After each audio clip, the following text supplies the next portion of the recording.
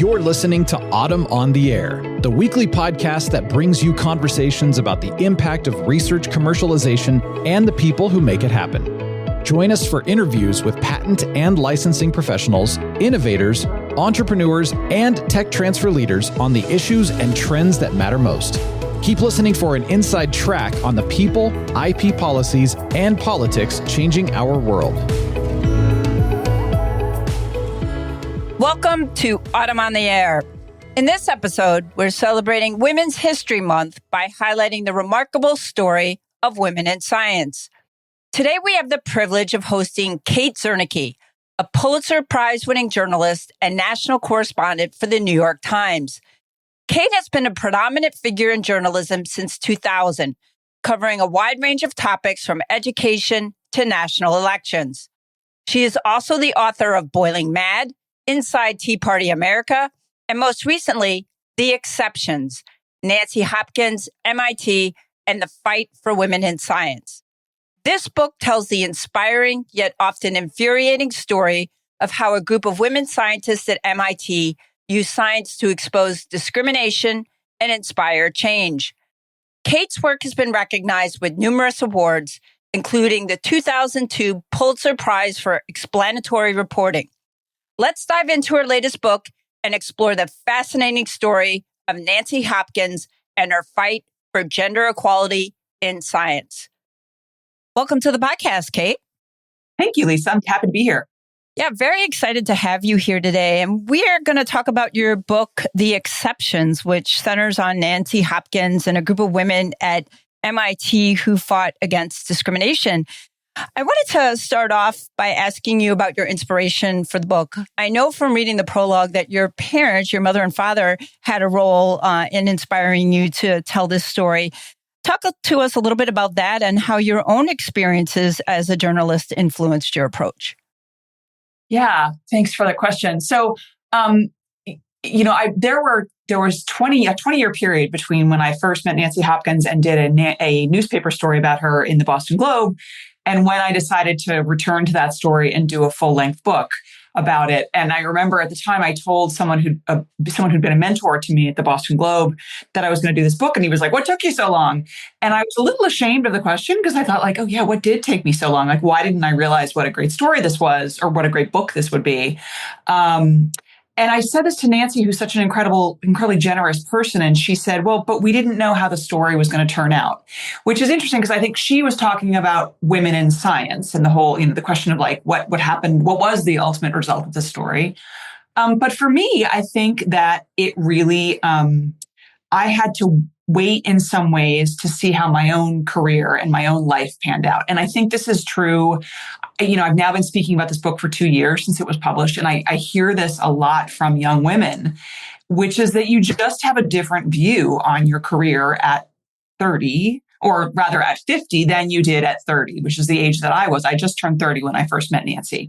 But you mentioned my parents, and they really were kind of the backdrop for me, I think, understanding this story, recognizing that it was a story. My father was a physicist, had come to this country from Holland. In Holland, his father was a physicist, his cousin was a physicist. I mean, everybody, they were all mathematicians and physicists. So when I first took the job covering higher education at the Boston Globe in September of 1998, my dad, who was coming up to Cambridge a lot because he did some work with Lincoln Labs, said to me, you might want to look into the work this woman named Millie Dresselhaus, who's a physicist at MIT, is doing to get more women into physics. And I was like, whatever, Dad. Like, that is such a boring story. And I always say, like, the story to me didn't have any verbs in it because I knew, I didn't know what the action was there. Yeah. I knew that there weren't a lot of women in physics. But I think, and I'm embarrassed to say this, I thought, well, maybe women don't want to go into physics. Maybe it's a lack of interest. And why are we forcing them into physics? Again, I'm embarrassed by that. So I think the way that I understood discrimination at the time was through the experience of my mother. My mother graduated from college in 1954. She wanted to go to law school. And her father, who was a banker, went to all of his lawyer friends in Toronto and said, asked about the prospects. And they all, to a one, said, I would never hire a woman as a lawyer. So my mother knew this to be true and decided to go to business school. But instead, she couldn't get into Harvard Business School because they didn't take women. She went to the Radcliffe program in business administration. So I always thought that discrimination meant a door was closed in your face. You couldn't get this job because you were a woman. You didn't get into this school because you're a woman. You had to choose this alternate path. So to me, this is now 1998. I had a job I loved. Seemed like every door was open to me. I had people who were supportive mentors. Like, what was the problem? So it really was not until I think there was a kind of an unusual coincidence of my parents having shaped me in a certain way, and then meeting Nancy, who had this story that merged somehow. So tell us a little bit about how you met Nancy and how you ultimately got her to open up and learn about this story. I mean, that's not the first thing that comes out of someone's mouth when you meet them, right?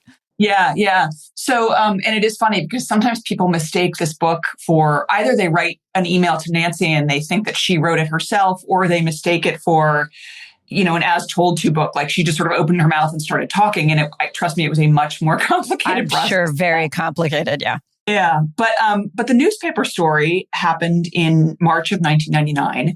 And it was really through a random tip to the newsroom. I still don't know. Actually, I did find out probably 5 years ago who tipped off the newsroom, but someone called the Boston Globe newsroom and said to some editor, I still don't know who that person is, there's something going on with women in discrimination. Well, they said they gave this tip. By the time it worked its way to me, several editors later, the tip was there's something going on with women in discrimination at MIT. So having heard this story from my father, or having had my father plant the seed that there aren't a lot of women in science, there are hurdles for women in science, I thought, okay, this is at least worth a phone call. But I thought, it's going to be a lawsuit. Like the women are going to be saying there's discrimination, but there won't really be discrimination, or there's going to be he said, she said. And in fact, when I called the name that I'd been given, which was Nancy Hopkins, she told me that MIT, the president of MIT, was actually going to admit that there was discrimination against women. And that was really a surprise because, what university would do that, right? Then or now? It's shocking, actually. Right. It really could have opened them up to a lot of liability, and it's sort of surprising that it didn't in the end. So I called Nancy, and she said, yes, and in fact, so the president was going to admit this, and in fact, he was doing this because the women had gotten together and done a study, and they gathered all this data that looked at the ways in which women were discriminated against. So low salaries, fewer grants, less lab space, and literally, so as I tell the story, this is interesting to me that what was interesting to me first was that these women had leaned into their science, right? They had done what scientists did. They had this hunch and they pursued it. And in fact, there it was. So then I go and I visit Nancy in her lab and I said, well, how did this all start? And she said, well, I needed more. I had moved into studying zebrafish and I needed more space for my fish tanks. And I couldn't get more space. They weren't giving me more space, even though I knew all the men had more space than I did. And I was trying to be like sort of, cool reporter. And I was like, well, how did you know you had less space? And she said, well, I measured. And I was like, you measured? So with a tape measure, like it was the most obvious thing that anyone would have done. And I'm not sure I would have done that. So it turned out that yes, Nancy had gone around the entire Center for Cancer Research at MIT and measured every lab space, every office space, and discovered that she had less lab space than men without tenure, even though at this point she had been tenured for, about 20 years. So again, this was just sort of this like interesting scientific, ingenious approach to the problem. And then she told me she gave me a copy of the preliminary report that they had, or the report that they had, which was not yet published. And there was some back and forth. They weren't sure they wanted this story to be written, but I kind of forced it on them. And as reporters do. And in the report, they had this really interesting idea, which contradicted everything I had understood from my mother. And again, that was this idea that the door had to be shut in your face for it to be discrimination. Discrimination had to be obvious. And it's almost like someone had to say to you, hey, I'm discriminating. The way these women described it, and they used a bunch of different terms. They talked about 21st century discrimination or marginalization. But essentially, it's all of the small things that conspire to sort of push women to the side. So what was happening, and I think what still happens in a lot of fields still today, is that young men come in and leaders see them as ambitious, and they think, oh, we're going to help that ambition. We have our eye on you. We're going to groom you to take this, in a university, it might be a named chair or department head role, whatever it's going to be. The women, it's like, well, as the women at MIT said, they were tolerated, but not really welcomed, right? And so this is, when we talk about inclusivity, this is what we mean, right? So it's about, really giving people an opportunity and all of the things you can do. It's what happens after the door is opened. That was so fascinating to me that they talked about this. And again, it was sort of ingenious. And I think because I had such respect for science from growing up with my father, I really respected these women and thought this was all of a piece of them being these incredibly accomplished scientists. And also, I should point out on that note, I think at the time, there were still these ideas that, as I said, like women didn't want to go into science, or they just, maybe girls weren't good at math, right? I think that was still lingering. Here you had this incredibly accomplished group of women. There are 16 of them. 11 are now members of the National Academy of Sciences. 4 of them have won the National Medal of Science. Like these are not diversity hires. These are not like, oh, well, okay, we'll slide them in the door, but they're not really merit-based. Now, I wanted to ask you, I asked Nancy to be on this podcast with you, and she's a very humble person. She's like, no, Kate knows the story much better than me, even though the story revolves around her. Yes, exactly. So I wanted to ask you, what was it like kind of getting this story out of her? Did it take a long time to do? Did she open up right away? Sounds like the two of you must have hit it off from the very beginning. Yeah, when you meet her, she's and this is why the whole idea of her down on her hands and knees measuring a floor space with her tape measure was so astonishing, because when you meet her, the 2 things I remember, she was dressed very, very elegantly. She had, a silk scarf and a brooch and a suit. And she has this slight British accent. So she comes off as kind of proper. And I would say I was struck by her intensity. But she was very intense about what she had found and about this story and the importance of what they had found. Although she did not, I want to be really clear, she did not think this was an issue beyond MIT. Wow. Yeah. She thought, these women did this thing here, but because MIT, I think she thought it was a story because the president of MIT was going to say this, right? But she thought he had done a really remarkable thing and that this was an MIT story, right? Like MIT's motto is mind and hand, mens et manus, right? So it's you don't just think about problems, you solve them. And so she thought this was remarkable in that way. So she tells me the story and she's a little nervous because I think she's worried about what's going to happen to her. And she's worried, frankly, that like, okay, the president has done this great thing and said this, but he didn't know it was going to be in the newspaper.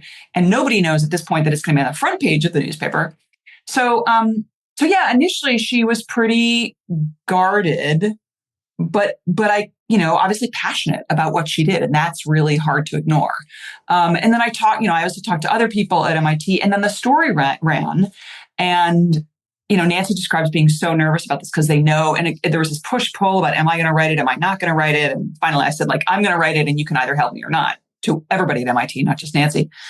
Reporters are jerks. I wasn't going to say it, but you did. Yeah, It's okay that way. Yeah. All right. So the story runs on a Sunday, and Nancy is so nervous about this that she goes to her office and she opens up her computer, and there's an email from the president saying essentially congratulations, like the story credit where it was due, which was to the women who'd started this whole effort. So the next morning, the dean of science, who's a man, but he had been the women's first and biggest ally in all of this. He shows up to his office the next morning, and a television crew from CBS Evening News is there waiting for him. And Nancy gets to her office the next morning, and the phone is ringing, and it's Radio Australia. And I always say, for the next 2 weeks, this was back in the days of the busy signal on the phone. And so for the next 2 weeks, I was trying to call Nancy in her office, and you just got this, busy. And then what really took it to new heights was that the New York Times put the story on its front page on Tuesday. And that just gave it, this is pre-internet, but it just gave it so much of a broader audience. And Nancy and all of the other, the dean of science and the president, everybody who had been involved in this story at MIT was suddenly flooded with not only requests for interviews, but emails from other female scientists saying, this is my story. And like Nancy, they thought that they were the only ones who felt this way. And to have MIT say this, there had been other reports talking about discrimination against women in STEM and how marginalized they were, although they might not use that word. But this was a prestigious university, accomplished scientists. Like, you could not ignore this story. Yeah, it truly is remarkable. And, you mentioned these 16 women at MIT who came together to challenge this discrimination. Tell us a little bit about how their story illustrates the power of collective action in trying to achieve change. Yeah. So as I mentioned, these women had all come together to gather this data. But the book, the difference between the newspaper story and the book is really, one, you asked earlier about bringing Nancy out. It really was about understanding and getting her to talk about her evolution. And I like to remind her that a few days after I started my leave from work to report on the book, she had something of a panic attack. Oh, no. But no, I won't say panic attack, but she was suddenly like, I can't do this. I'm not doing this book. And I was like, wait a minute. Anyway, so I coaxed her back, but it was hard. And it's a long process of drawing someone out. She is humble. There are very personal elements in this story. And I think she was worried about being publicly humiliated by some of it. So once I had Nancy back on board, it really was about starting her story much earlier than I anticipated, and then getting to the point where she joins up with these other women. And this is the story that I think is so important for young women in particular, women in general, but young women in particular, because it's the story that I wish I had when I first did this newspaper story. And that is that Nancy starts out as this, first of all, she starts out in college and she's kind of like, first of all, she's thinking she can't be a scientist because women were not scientists at the time. But by the time, she has this incredibly supportive mentor in Jim Watson, the co-discoverer of the structure of DNA. And so by the time she gets her PhD, she's actually quite confident in her scientific abilities and in her future. And she thinks, but she's not a feminist and she's not an activist. In fact, she thinks, what are all these feminists, this is the early 70s, what are they all complaining about? Like, if you do the work, you'll get the job. All doors will be open to you. And honestly, that is sort of how I felt when I wrote her story at age 30. And so Nancy is very much alone in the beginning of this story. She has, she gets married early, but then her husband leaves her. And she's alone for 20 years as she's watching, initially thinking, well, there is no discrimination, but these little things are happening to me. Like when I'm a professor, but I'm still signing for the packages from the UPS director UPS driver, because they think I'm a technician or the secretary. And gradually she begins to see, and this was the really hard work, because the really hard work was trying to piece together her evolution from feminist to activist. And what happens really is that she starts to see how other women are treated and talked about. And so initially, and she will say it took her 15 years to see this, she begins to see that there is still discrimination against women. But then she thinks, oh, but that will never come to me. Like, I'm different, I'm better, I'm a really good scientist. And so I'm just going to keep doing my work and it will pay off. And then over the last 5 years of this 20-year period, she starts to see how the discrimination does come to her. And, there's been little stuff early on, not little, but not little. There's actually a sexual assault or an attempted by a colleague. So I guess you would call it an attempted date rape, which is not nothing.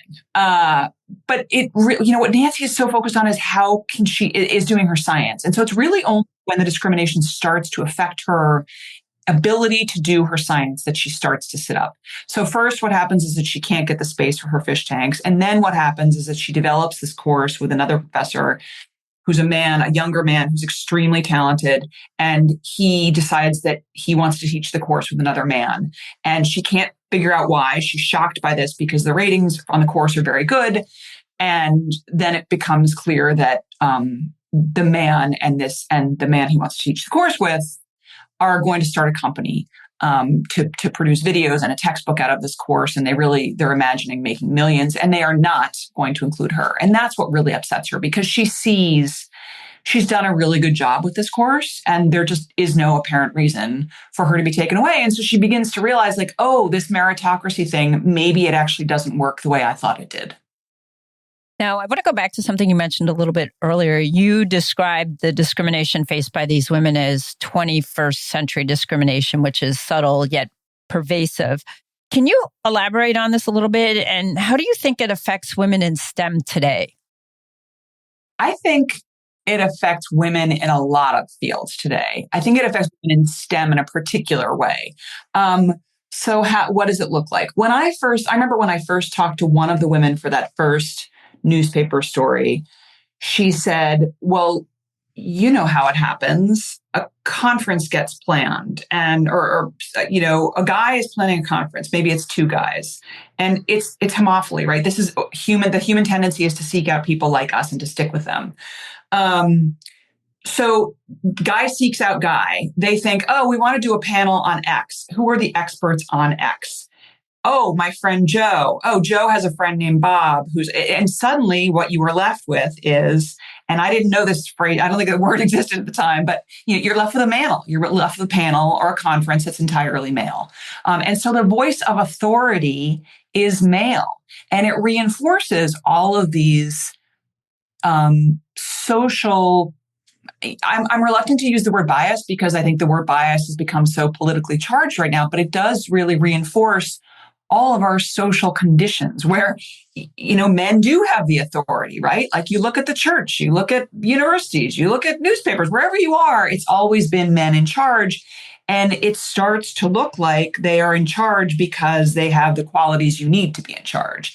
And so it's the manels. It's not giving a grant to someone. At MIT, it was small things like, one department head said, well, when I have extra money, I give it to the man because he's starting a family and he wants to buy a house. Well, meanwhile, all of these women I don't know if they couldn't, but many of them made the decision that they could not have children because they needed to devote themselves to science. That didn't mean they didn't need somewhere to live. They wanted to buy a place too, and they were not getting these essentially low interest or no interest mortgages that universities were giving them. And if they didn't have children, then they weren't getting the additional advantage of free tuition. I mean, there's just, all of these things go on, but it's also just the more subtle things. And I think this is where some fields still face the issue, which is that going back to this idea of what are the qualities you need for certain jobs? And in STEM, and we now have studies that show this, there is this idea, particularly in fields like math or physics, particularly in pure math or theoretical physics, not so much applied math. There's this idea that you need raw brilliance or raw, genius to do that, right? And so women and men alike believe that. We're not different in that way. But the effect is that women self-select out of those fields. Well, I can't do that because I'm not a genius. In other cases, people push them out, right? Like, there's that I remember reading this story in an article, I think it was in Inside Higher Ed last year, about a woman going into a mechanical engineering class, and there's an open seat, and she says to the guy in the seat next to her, next to the open seat, is this seat taken? And he says, this is a mechanical engineering class. And she says, is this seat taken? This is a mechanical engineering class. Like, the assumption is, and it's subtle, and he's not intending to discriminate. He's not putting up a big sign saying no girls need apply. It's just the assumptions that shape us. That she didn't belong. She was lost. Yeah. Exactly. And so I think it's really important in all fields to begin to allow women that authority and to recognize their expertise. So to give you just a small thing from my own career, in newspapers, which is it's a very fast moving business, obviously, we've always talked about, we need to rely on a broader spectrum of sources, right? Like, don't quote only men. But if I look back at my career, even up until about 5 years ago, I was quoting a lot of men. And what happens is, you're doing a story, you're on deadline. It's a subject maybe you need to know a little more about. So you look back at the last story that was written and it quoted Joe. And so you call Joe, and maybe Joe refers you to Bob, but it's going to be a guy. And so you really have to make more of an effort. The problem is that, now when you make those efforts, people say, oh, that's not meritocratic, or, that's now you're being biased against white people or men, or, it's just like, we have to get away from this idea that there's one piece of pie. We have to understand how, and again, studies have shown this, we are a better world when we have a more diverse workplace. Absolutely. There's tons of data on that. In fact, in workplaces and productivity and profits are even better when we have diversity of thought in individuals, and we're also inclusive, going back to a point you make earlier. And also, I want to make a point on science, which is something that Bob Brown, who was chancellor at MIT when all this happened and later became president of Boston University, said, which is that, I'm trying to remember how he said it to me. It was essentially, we rely on science to solve our biggest challenges. Why would you want to start off by even risking excluding half the population? Of your population? Yeah, exactly. Right? So imagine the idea. What's the opportunity cost there? Imagine the ideas you're not getting. Maybe not all of those ideas will be great, but there are going to be some gems, I promise you. Absolute gems in there for sure. And kind of keeping on this theme, how do you see your book contributing to the broader conversation about women in STEM, and what changes do you hope readers will advocate for? I hope people will recognize themselves in Nancy's story. I always say, and when people do, I have to say, I always feel like I have to say, thank you. I'm glad you enjoyed the book. And then I also have to say, I'm sorry, because the story is tough. But I guess I want, in particular, young women, I want women who have gone through this to take the lesson that there are other people out there like me who have experienced this. This is real, what I'm feeling. I can document this. I can find ways to measure this. I can find allies who will help me, starting with other women. That's the most important thing. And I'm always, at every talk I give, I'm always hearing, particularly from young women, but I don't get support from other women. And I think that's because we all think we're competing for that same slice of pie. We have to stop thinking that.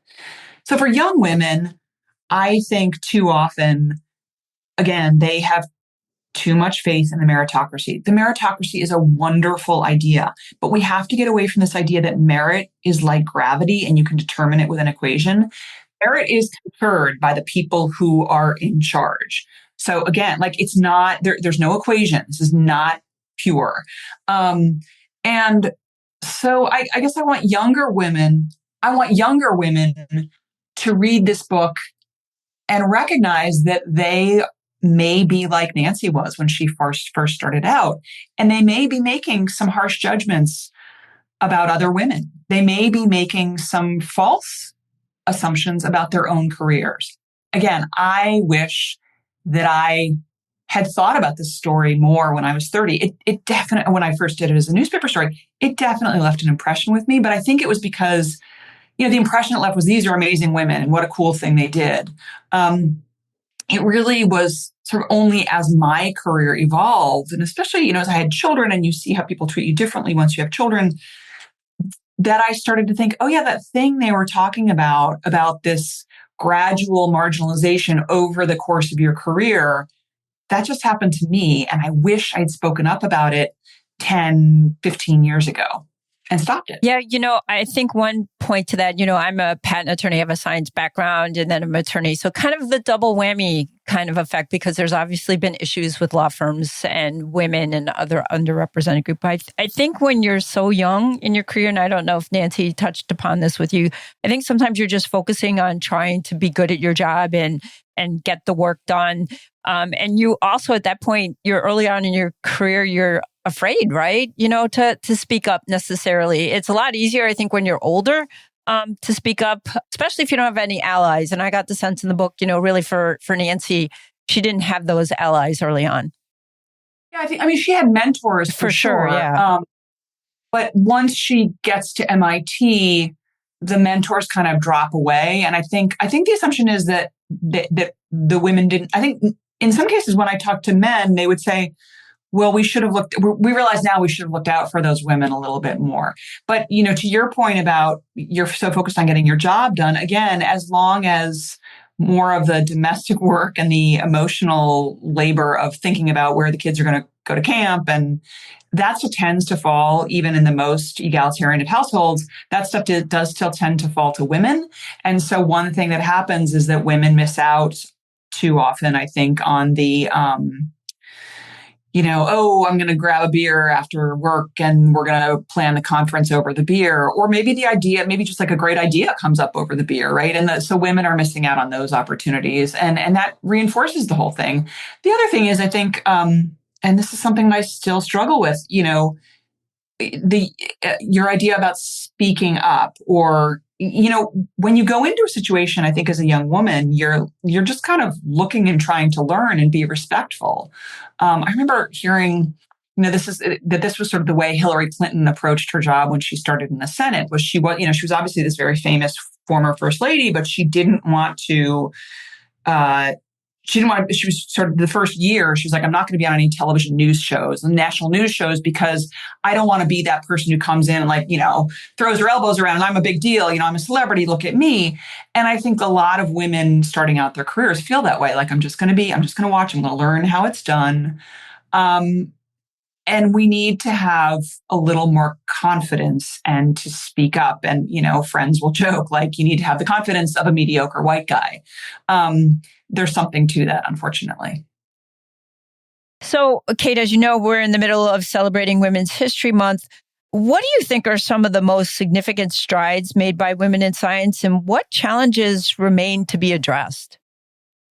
Oh, well, obviously I would first say that female scientists are doing such incredible work. When let's just look at, maybe it's a bad example because they are controversial, but look at our COVID vaccines, right? The technology of a woman who was told that she was not faculty quality. CRISPR.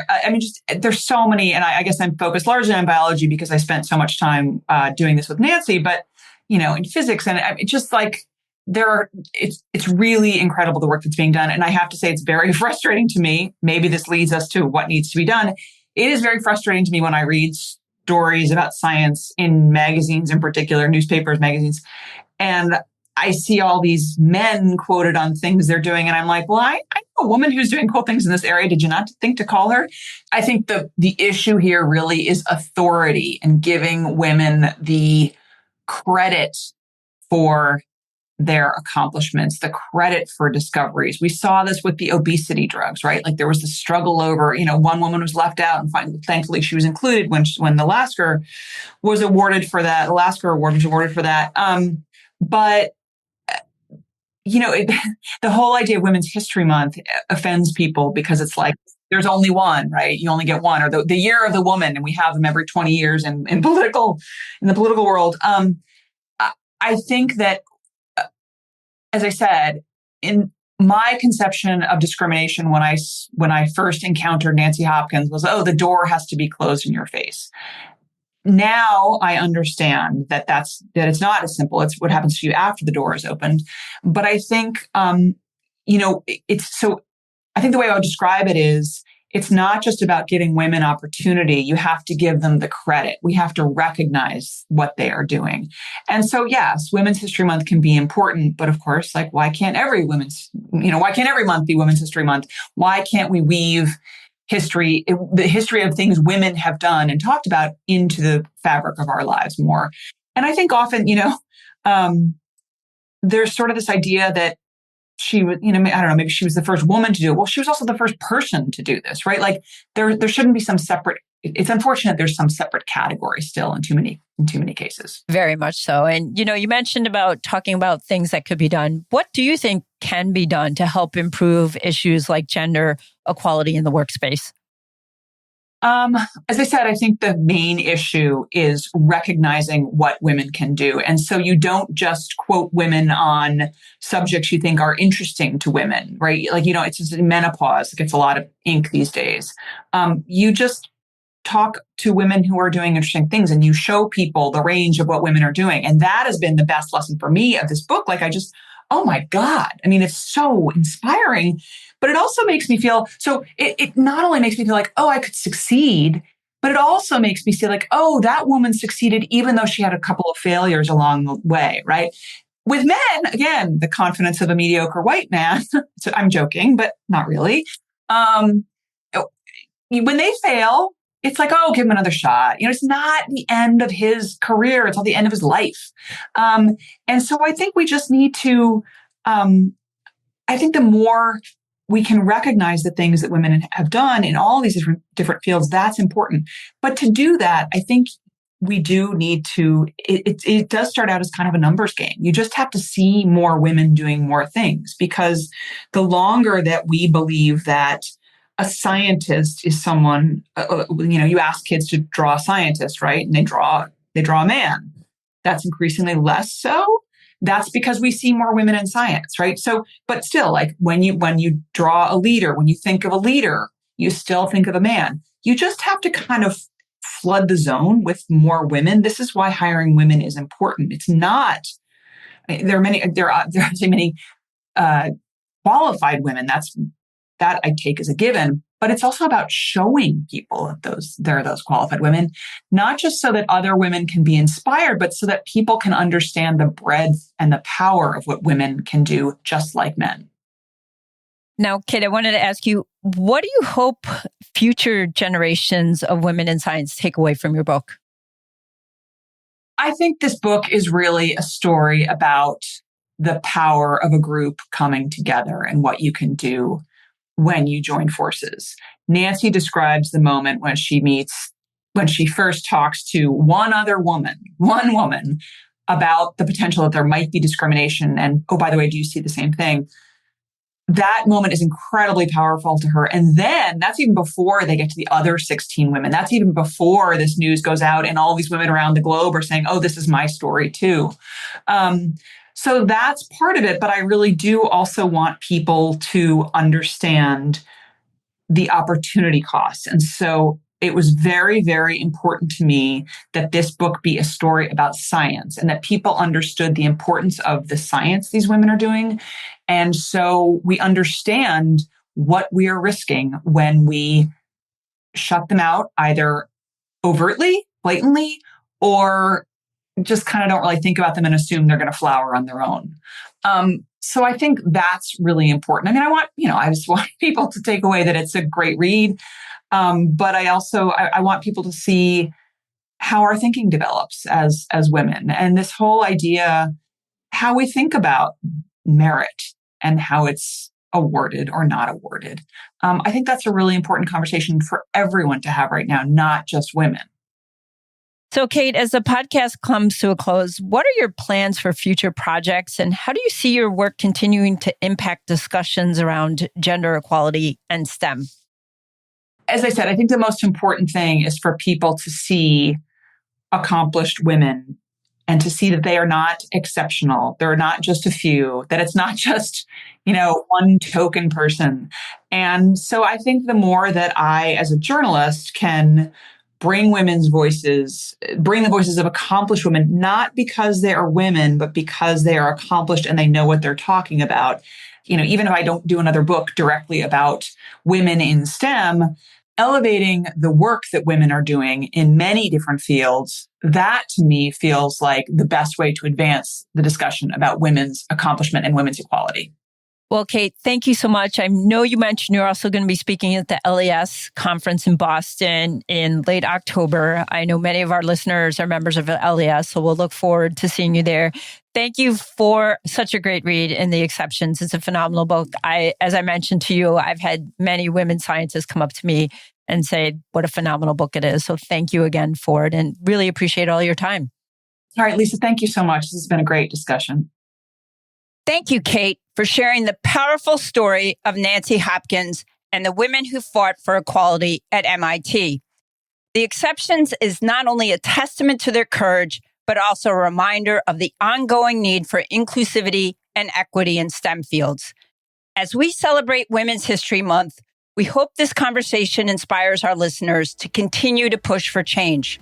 For more information about Kate's work in The Exceptions, please visit our show notes. Join us next time on Autumn on the Air for more conversations about innovation and the people who make it happen. Thanks for listening to Autumn on the Air with Lisa Mueller. Get social with us and share your thoughts. You can tweet us at AUTM or visit us online at AUTM.net. We'll be back next week on the air. Be sure to join us.